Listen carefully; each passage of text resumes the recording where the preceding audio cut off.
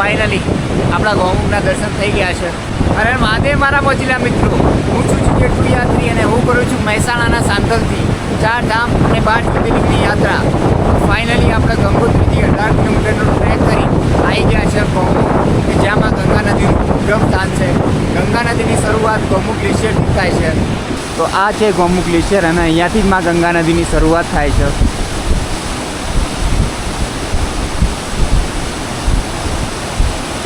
અને આ છે માં ગંગા, જે અહીંયા ભાગીરથી નદી તરીકે ઓળખાય છે.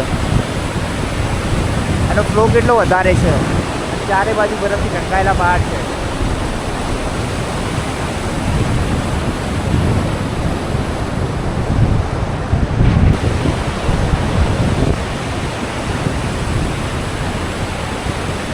તો વિડીયોને લાઈક કરી દેજો, કમેન્ટમાં હર હર ગંગે લખી દેજો, વિડીયોને વધારેમાં વધારે શેર કરજો.